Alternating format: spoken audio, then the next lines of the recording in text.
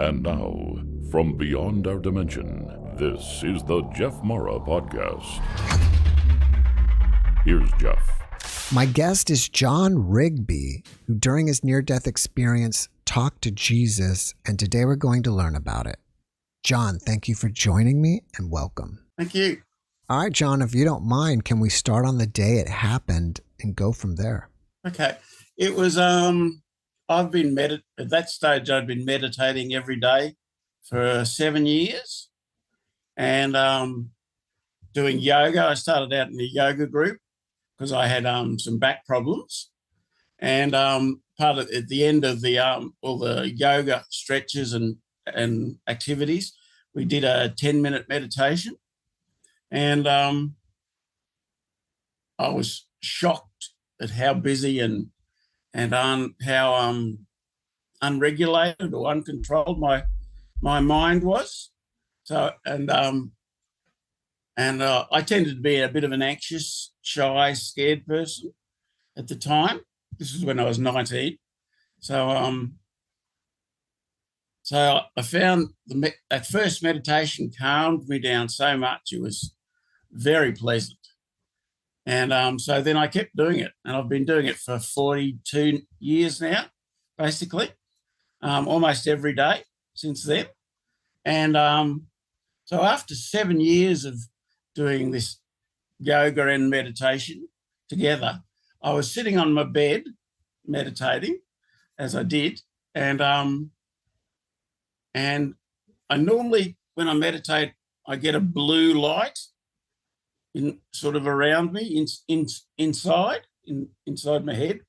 I think I see this blue light, and it's just sort of just what radiates for me.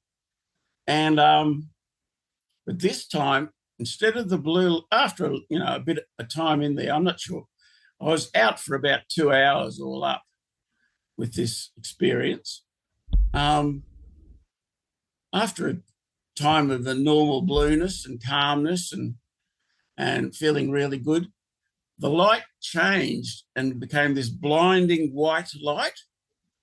But it was radiating warmth and love and kindness and joy. It was a feeling of it was really good. So I spontaneously wanted to walk into the light. So I did. At this stage, I was sort of in my head, but my body had become my etheric body. Do you know what an etheric body is? Where you're basically like a ghost with your brain working inside the head of the ghost human figure. And as I walked into the light, I didn't get a tunnel like so many people do. I just went straight in, and as the blindingness faded, Jesus was in front of me. So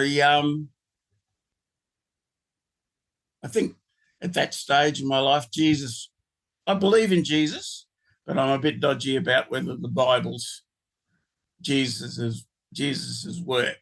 It's a lot of other human input going on in there. And I asked Jesus, what's happening? And he said, this is what life is outside your body or outside the human realm. And I was a bit gobsmacked, surprised.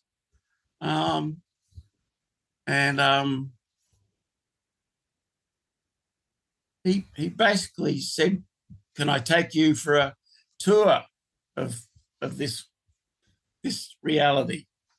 So I didn't think of it as heaven because I don't believe in heaven, but it was some sort of other reality that I was experiencing.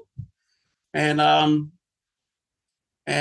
we were sitting, standing, whatever, floating in space above the city where I lived. I lived in Brisbane in Australia, and at that stage, and I could see through all the walls around me of the houses around me, and I could see the people moving around in the houses and doing what they do. I could see about 3 houses deep if I looked from my house, sort of thing, to the houses nearby. But Jesus and I were up in the air at this stage, so we could see the whole vista of the city around us, and we could focus in on whatever we wanted to focus in on. So Jesus showed me people living their lives and being completely blind to the fact that Jesus and I are looking at them or going near them or seeing them. We were invisible to them. So and I could see people's motivations and what was driving them to do what they were doing. I had a real sense of telepathy, and sorry about all the ums. I need to think while I'm talking, and we basically visited people I knew and people that I was interested in, none of them knowing that we're there or aware of us. And it became clear to me that everybody was doing the best they could at everything they were doing with their limitations. My mindset in this spiritual etheric body was, well, my mind was so vast and I could comprehend so much. I felt like godlike. It was quite amazing. And Jesus said this was all quite normal. And having this understanding that everybody is really doing the best they can, even if they're killing people. They're doing the best they can with their limited, convoluted mind. And in this state, Jesus and I, our minds were just, clear and could understand so much and understand people's motivation. So basically over the 2 hours, I got shown all these different people, my parents, my brothers and sisters, workmates. I got shown their lives and what their motivations are. And everybody is trying to do what they think will bring them the most joy and satisfaction in life. And it's just the mind that gets twisted. And Jesus explained that all souls that come into the human experience put on blinkers, or they can only understand a certain amount in each lifetime. So the human mind is just a tiny fragment of the spirit mind. And so with the tiny fragment, we start out life when we're born. We do the best we can in the circumstances we've chosen, and to make life as happy and joyful and meaningful as possible. And it was amazing. And this whole time I was with Jesus, I felt this sense of peace and love and acceptance and joy, and that everything in life, in my life and these other people's lives, was happening as it was meant to happen. everything that happens in your life, you draw towards you by your beliefs and your and the way you think about things. So it was just after it was about 2 hours. I wanted to stay there. I said to Jesus, "Can I stay in heaven or whatever this world was, rather than return to my tiny human brain and tiny human life?" Because it was just so pleasant and so, just good to understand so much and feel so calm and joyous and at peace. And all my issues and problems were solved in this reality. And I was just joyous. I felt happy. I was glowing with an inner joy. And but Jesus said I needed to go back, that I had to continue to experience the human experience, because my greater self or my higher self or the me that I was with Jesus wanted me to experience the struggles and the joys and all that human life is.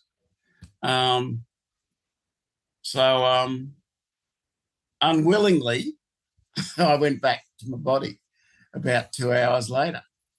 So, and I went back into my blue light that I normally get when I'm meditating. And then I woke up, or I not woke up, I opened my eyes and I just couldn't believe what I'd experienced. I felt, wow, just, wow, this is so life-changing, and just gave me a completely new perspective on life. And I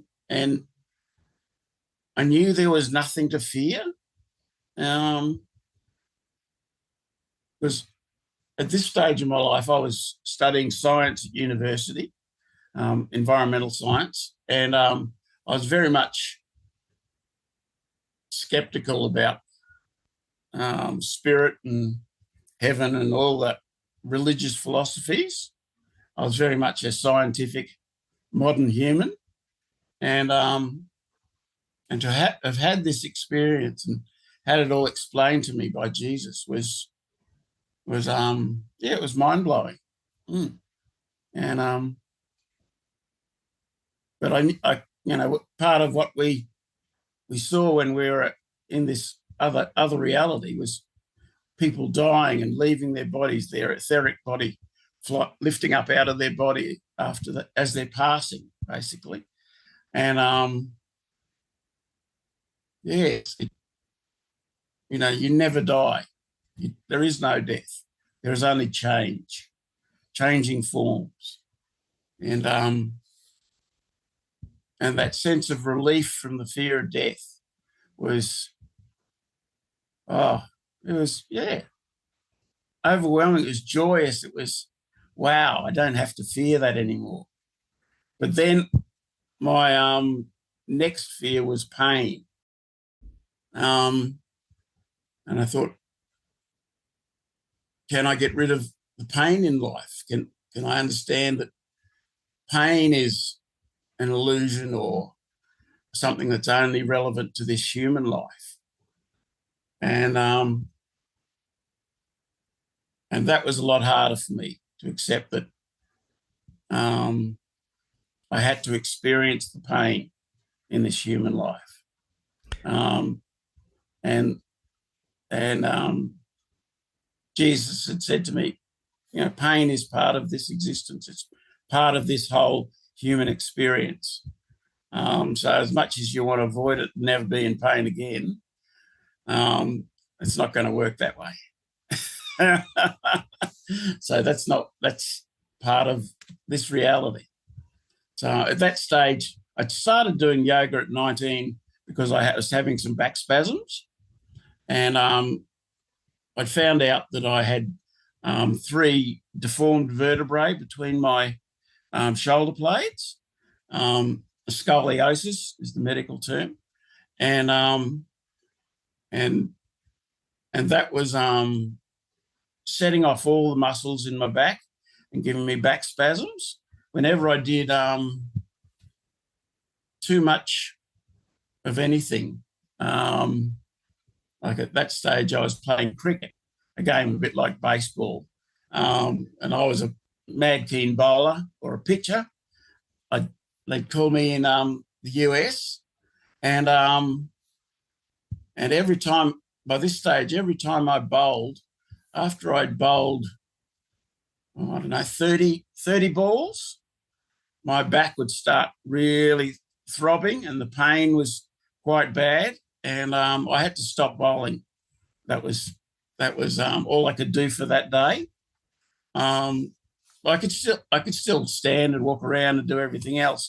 But if I tried to bowl, I'd just get these shooting pains up my back and into my head and down my legs. In what I later learned was the sciatic nerve. So I basically had to stop running, and I could only do the 30 balls a day sort of thing was all I was able to do without setting off all the pain. And because I wanted to avoid pain most of all, that's what I did. And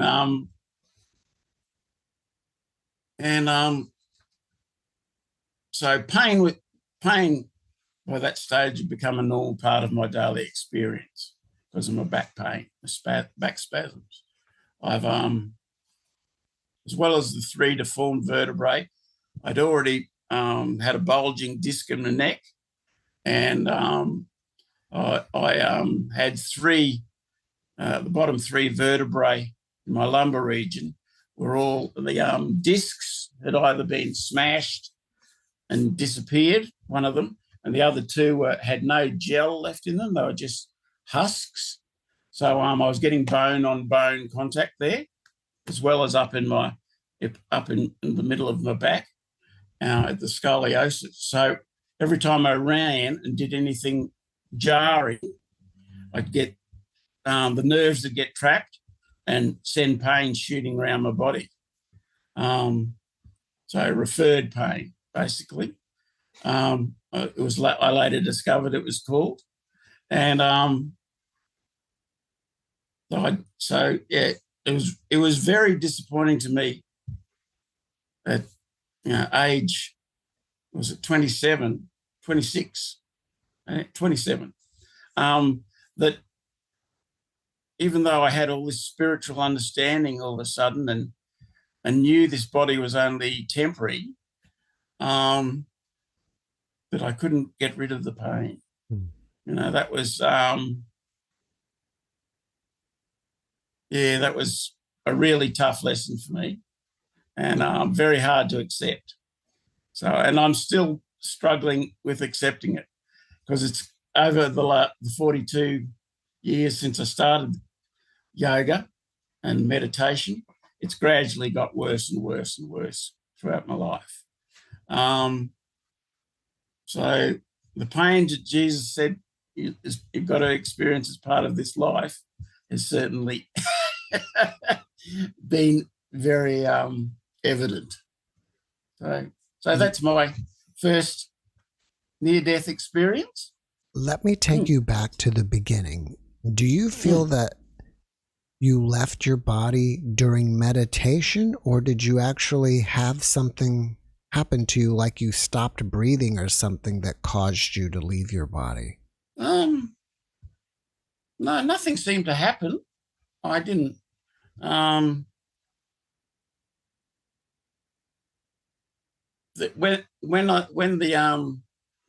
the blue light changed and brightened into this amazing bright light, I just was a etheric form, a ghost body sort of thing. I just was with a brain. Like I still had my brain, but I was in this etheric body. And it just felt wonderful. Just felt very pleasant to be free of any weight and any effort. It was just, life felt effortless. And and joyous, and the joy was just overwhelming. It was amazing. It's just this joy. It was, better than any orgasm. It was just, wow, the best thing that I'd ever felt, and it was wonderful. So I was enjoying it so much, I really didn't think about the fact that I'd left my body and gone into this reality inside the light. You mentioned that this experience lasted for 2 hours. Is that 2 in our time? Is that okay? Our time. Did it feel like it was longer than that on the other side, like days or weeks? There was no sense of time. Or time didn't exist at all? Well, all the people in this reality were moving around and hurrying here and hurrying there and driving this way and driving that way. And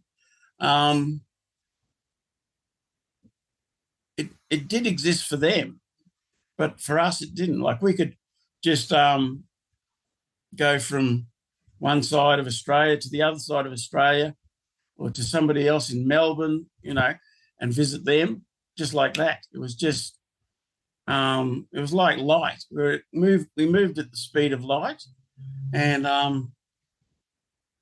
there was no sense of time at all. I could have been in there for ages or 1 second. There wasn't any sense of time at all. What did Jesus look like? Well, pretty much the stereotype Jesus, the not blonde hair. He wasn't blonde, blue-eyed. He was, dark-eyed and dark, shaggy hair down, like a hippie, down over his shoulders, sort of thing. And he was wearing a robe of some sort. I didn't get a sense of anything other than arms, body-wise. He had hands and, hugs and all that sort of stuff, but there was no sense of body with Jesus.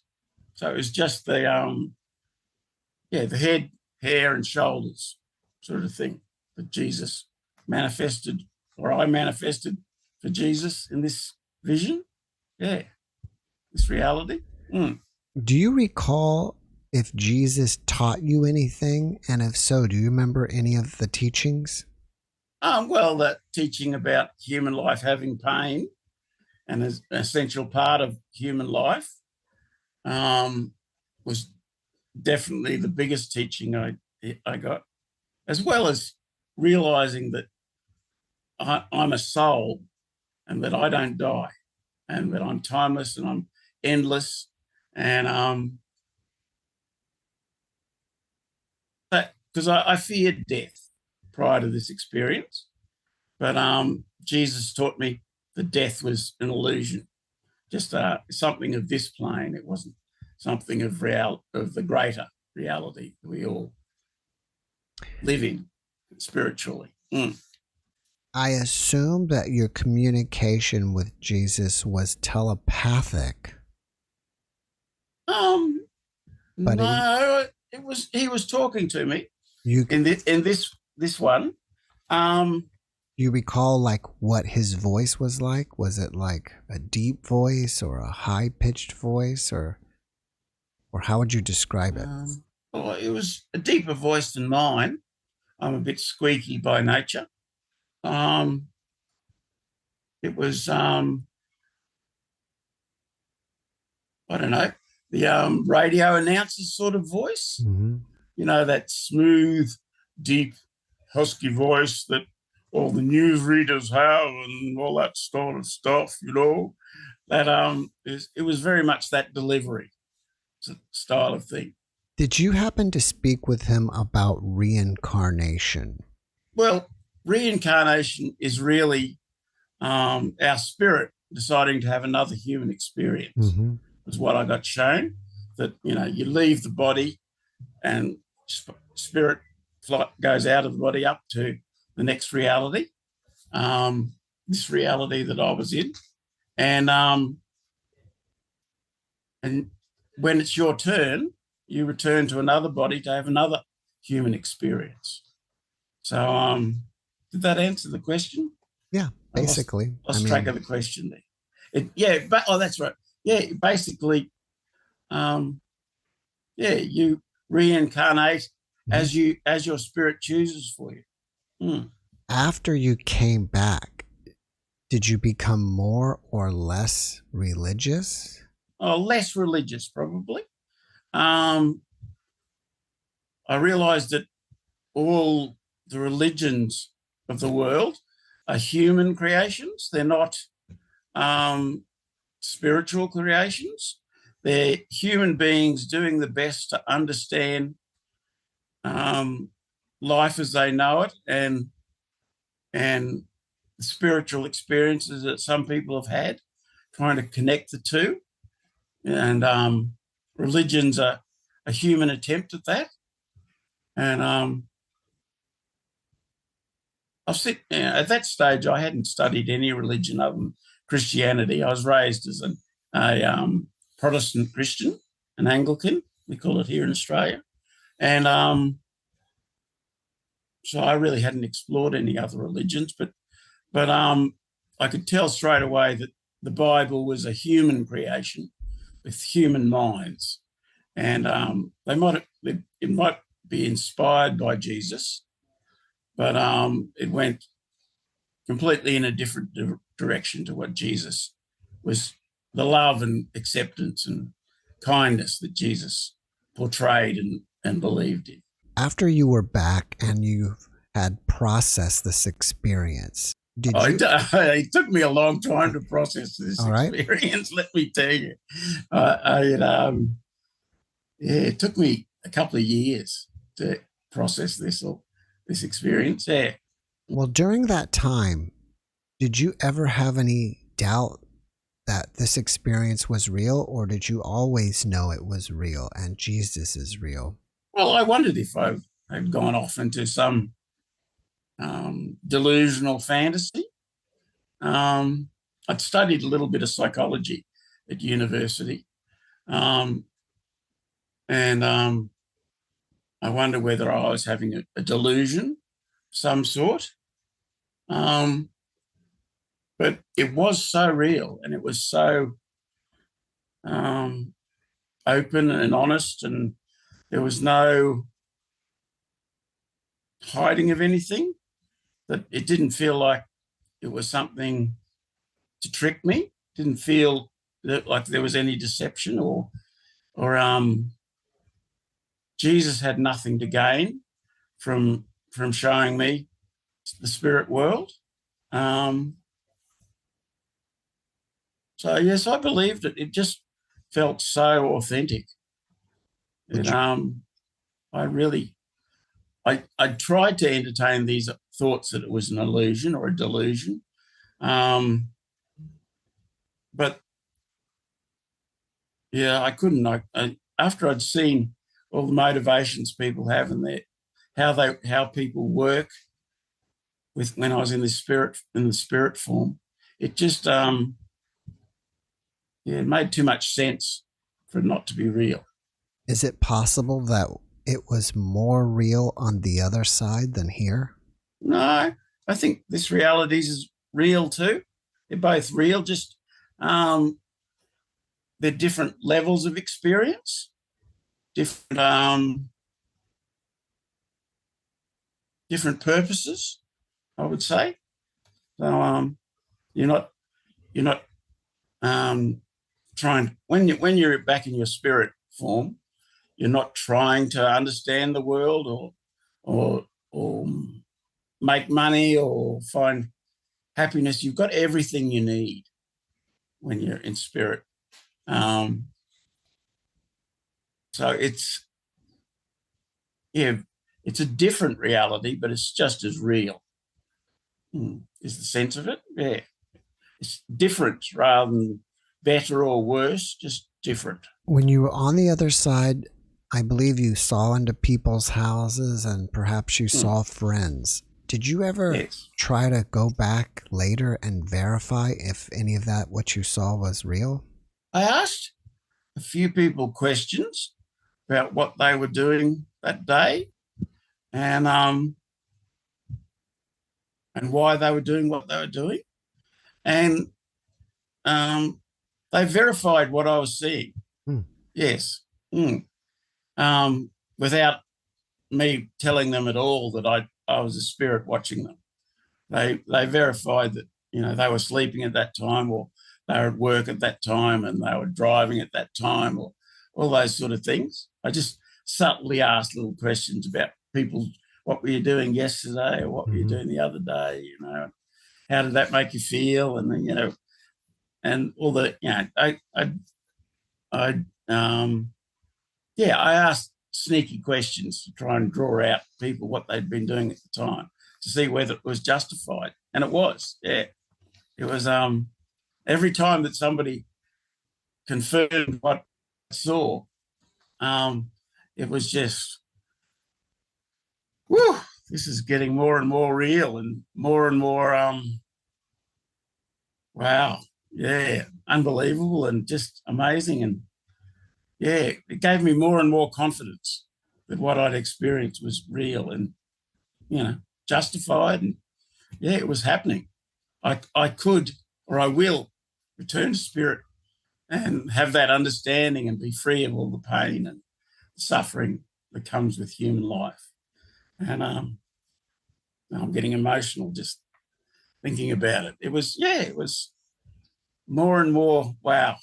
Do you feel that since you were on the other side, that relatives or friends of ours, once they're there for good, have the ability to check in on us and look and see what we're up to? I didn't even think about that, to tell you the truth. But they do have, from what I've learnt since in my more spiritual experiences I've had. They can, but they rarely do. It has to be something of tremendous emotional significance for them to really take an interest in what's going on for you. Because most people are just living regular life, you know. They're breathing, they're eating, they're sleeping, they're working, they're loving, they're hating, you know, they're doing, and they're all doing these things that you've done before as a human being. And you don't need to see that human beings being human beings. Right. You've had enough experience of that. It's kind of like you've so been you there, don't look done in that. very often. It's like you've been there, done that. It's not that interesting to go watch. Exactly. Most of the time, yeah, spirits. So yeah, spirits will only want to see what's happening for you when it's amazingly emotional, a big, you know, like big fear or big trauma or happy joy, wonderful occasion, weddings and things like that. And some people go and look at their funerals too. See what sorry, my phone's ringing. I'll just turn it off. They go to funerals and see who's turned up at the funeral and what they're saying, and yeah, all that sort of stuff too. So yeah, but spirit's only interested in the emotionally significant parts of human life. That's what really matters. It's who you love and who you hate and how you resolve all those issues that spirit's really interested in. You mentioned that you had a new perspective after you got back. Can you tell us more about that? Well, the different perspective was that I knew that everybody was doing their best. They weren't being hateful. They were just trying to get the best out of life that they could. And if beating you up meant they had more money or more power, they were doing it because they thought it would bring them joy and happiness and a better life. So, and, you know, obviously people that love you and care for you and do, and act in that way, they want the best for you too. So, yeah, life becomes very much about people's intentions and motivations, the emotions, the motive reasons behind why people act the way they do. And that was a very different perspective for me. I thought prior to this that some people were out to hurt others or out to be cruel, and there was people that actually enjoyed being cruel and hateful and killing others, people like that. But people don't. What they're trying to do is their actions, they believe, will bring them more power, more health, more love, more joy. They're all trying to improve their life in whatever twisted way the human mind has decided. You mentioned you had experiences after this one. Can you tell us about that? I've had about 40 out-of-body experiences since, but they're different. They're not like this. And I've had 2 other experiences where I've been into the light and have had similar light experiences where I've been meditating. All of them have happened during meditation. Have you ever met up with Jesus again? Yes, he was there again. Each time he became more and more a colleague, I would say. I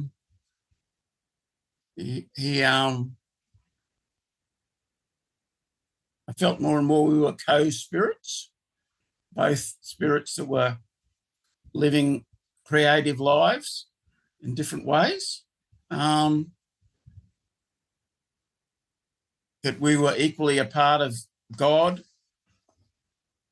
as Jesus. I was. Everybody, every human being is actually a part of God and is equal to Jesus in their spirit. But it's the human limitations that bring them down to the small little world that human minds can see. So yeah, that was 1988 when I had the first one. About 3 years later, I had another one. Again, I was up at my uncle's property up at about 2 hours drive north of Brisbane in Queensland, Australia. And I decided to have him meditate in the middle of one of his paddocks. He had a 160 hectare farm, running cows, cattle, and beef. No, not dairy, a beef farm. And I was up there on a family weekend. My family was visiting my uncle and his wife up there, and I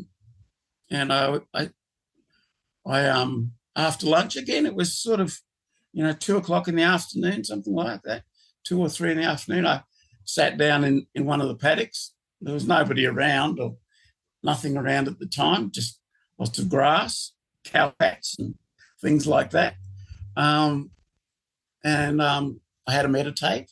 And again, I went from this normal blue sort of peaceful calmness that I get in meditation into the light just came up and just got so bright and enveloped me, and I walked into it, and I was in the other reality with Jesus again. So and basically I asked more questions this time and tried to get more answers to why human beings were the way they are and why I have to keep coming back. Haven't I had enough pain yet? Haven't I had enough suffering and emotional breakdowns and things like that? So relationships going wrong yeah, Spirit, Jesus again told me that no, you have much more to learn, and you intellectually think you've experienced all there is to experience in the human experience, but you haven't. So you've got to go back there, and you've still got more human lessons to learn. So and human reality to understand. So But again, it was a wonderful sort of 2-hour experience. And I was actually woken up and brought out of it by this strange sensation on the back of my head. And I started getting this sensation while I was with Jesus, and it kept happening, and I was going, "What's happening?" And that pulled me out of the astral plane, or the reality I was in, back into my body, and I opened my eyes to try and see what was happening, and there was about 8 cows around me, and one of them was behind me licking all the salt off my head, off the back of my sweaty head, because it was in Queensland. It's quite warm. It regularly gets to the 30s sort of, and that's 30 centigrade, 70, 80, 90 degrees Fahrenheit. So I was sweating while I was meditating, and these cats, they were all around me licking. There was a few of them licking the back of my head, but as soon as I opened my eyes, the cows that were in front of me went, "It's alive," and they all jumped back. And then the ones that were behind me saw that the other ones were scared, and they jumped back too. And I went, "Oh, that's what's been happening." And so I still had, even when I was in spirit, I still had connection to the physical form, and I was still feeling things that the human body feels. So so I stayed really, really still, because I thought, if I move, just opening my eyes scared them to jump back that much. If I move, it'll really scare them. So I closed my eyes again and stayed really still, and just sort of looked through little slitty eyes, so they couldn't actually see that I was watching them. And they came back and started licking my head again. And after 5 minutes or so of looking at me and checking me out and going around and sniffing me, all these big noses coming right up to you, it's quite an experience. And they started licking me again, but I got sick of it after a while. And then I opened my eyes again. They all jumped back, and I moved and got up out of my yoga posture, and they all just ran away, because they were basically scared of humans. So once they realised that's what I was, I think they didn't want to hang around anymore. So yeah, that was an amazing experience, feeling these cows curious. They were very curious about what I was and what was happening here. I wasn't normal. It wasn't a normal human interaction. I might have smelt human, but I wasn't. Humans didn't sit still and sweat like a salt lick. No, it was, a big experience, big surprise for them too, I think. Yeah. So that was my second light experience. And then my third one, the last one I had, was in 1999. And what was, I want to remember now. I was back at my parents' house, where I had the first light experience, NDE experience, other reality experience. And I was meditating again on the grass out the back of my parents' house. And once again, the blue light, like the blue of the sky, turned into this amazing white light again. It's loving, warm, all-encompassing, wonderful, joyous white light. So I went into the white light again, and had more experiences. But basically, I'd just been through a divorce at this stage, about 3 months earlier. And my wife had left me, and I was, suffering a lot. Wasn't happy. Things were, it wasn't a happy divorce. It was a very bitter and twisted divorce. It involved court battles for the next 2 years, and it wasn't a great experience. But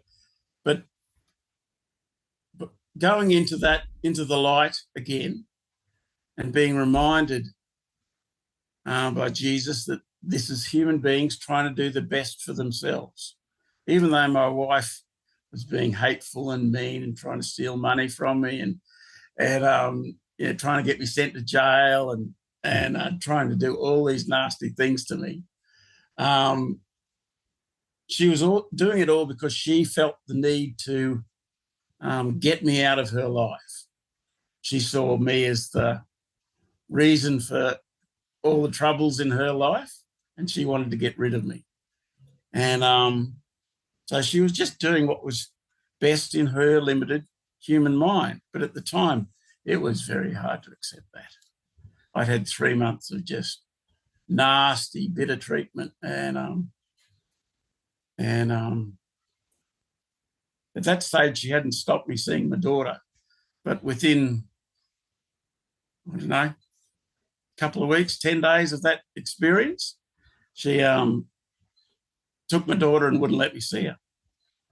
And that took, 2 years of legal wrangling in the court for me to be able to have a relationship and see my daughter again.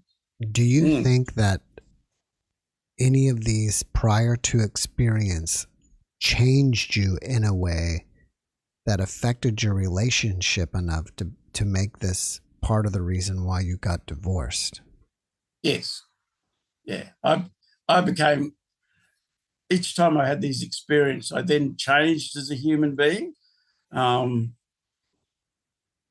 couldn't be motivated by fear, by people threatening me, or I knew I was going to be okay and I was going to be happy, and I could overcome all the nastiness that humankind can deal out.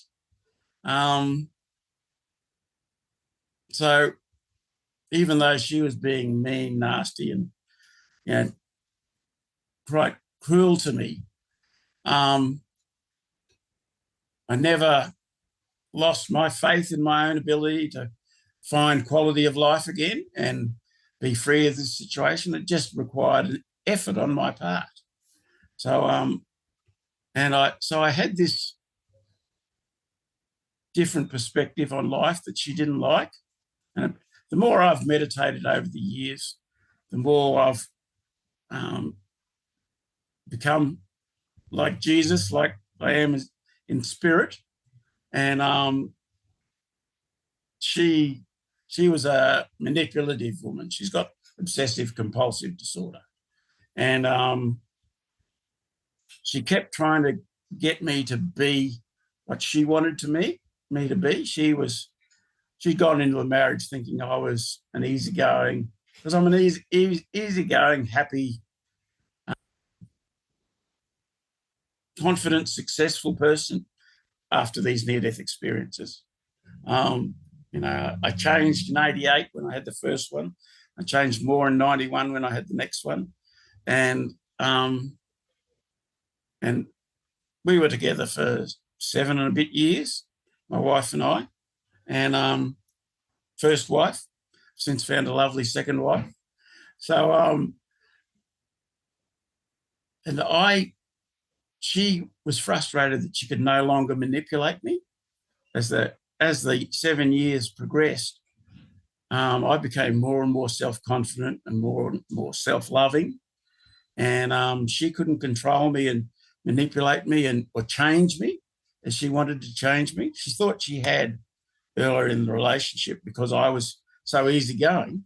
I'd just let things slide, or I'd just be happy to go along with something because I knew it didn't matter a jot, really, in the long-term scheme of reality, of spiritual reality. But she got frustrated that she lost the ability to manipulate me, and it became clearer and clearer to her that I wasn't going to be the husband she wanted me to be, or the father that she wanted me to be. I was going to raise my daughter differently to how she wanted my daughter raised, and I was going to live my life with love and kindness and compassion, and not trying to get ahead and win the rat race as she wanted to. So so it changed our relationship over the seven and a quarter years. What type of meditation do you practice? My guru, who is since a failed guru, said it was Raja meditation. So the king's meditation. That was just him aggrandizing it, sort of thing. Basically, it's the meditation where you try to sit back and reflect on your thoughts. You try to become the spirit part of you, the greater mind part of you, and as thoughts come into your mind, you observe them as a scene in a movie, say, but then you say to yourself, I don't need to see that scene anymore, and let the scene go, and let images go, and thoughts go, and songs go, and worries go, and all the things that come up in your human brain that distract you from being in that calm, centered, wholesome, joyous place that we are when we're in spirit, when we're communing with spirit, which is, what meditation's become for me, is communing with spirit, and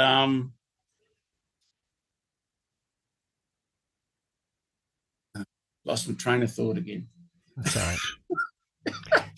What was I talking about? Well, you were just telling me about the type of meditation you practice. Yeah, so it's basically a reflective meditation where you're separating yourself from the thoughts that come up in your mind, and it gradually over the years, this doesn't happen fast.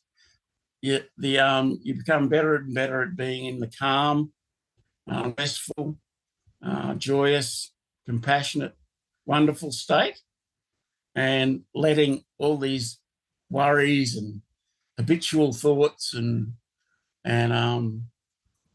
you let them go. They just pass by, or they, after 42 years of it, a lot of them don't even come up anymore.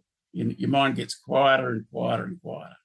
You mentioned that you see a blue light. Does that mean that during your meditation you imagine a blue light or something? Or visualize it? No, I'm just aware of it. It's actually changed as time's gone on. It was blue. I believe it was that I was mainly in my heart chakra, not my heart chakra, my throat chakra at the time, which has a blue light to it. This is all stuff I've read about since. So I think my aura was blue, was what I was seeing when I was meditating. But since then, my auras became mauve, sort of thing, and I started seeing mauve colours when I was meditating. And now I get a lot of white in my meditation. So I think I've moved through the third eye and up into the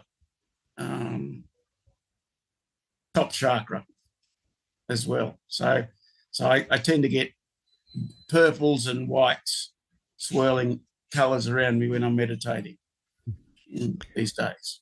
After watching this podcast, people may want to reach out to you and ask you questions. Are you Yes. Are you open to that? And if so, how should they reach you? Well, I'm on Facebook where we connected, John Rigby, on Facebook, and I'm more than happy to answer questions or talk to people about it. It's I've talked to all my family and friends about it, and my wife about it, and most of them just think I'm a kook. So my wife understands. She believes me, and she understands it now. And some people accept it, but yeah, a lot of people. I come from a scientific background. My mother was a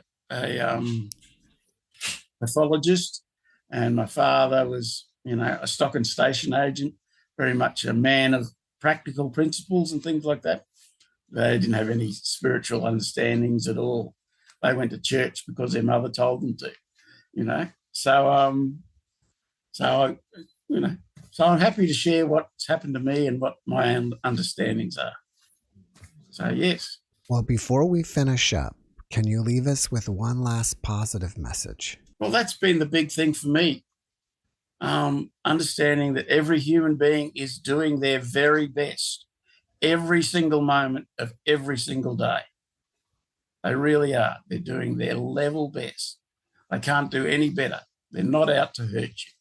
They're trying to find happiness and joy for themselves. That would be my big thought. Yeah. John, thank you for your message, and thank you again for being my guest. Pleasure. Thanks, Jeff. Thanks for watching the JeffMara podcast. I really appreciate you. Another way to show support is through YouTube memberships. And if you do, there are loyalty badges and other perks depending on your level of membership. All you need to do is click the join button underneath the video to find out more. Thank you for your support.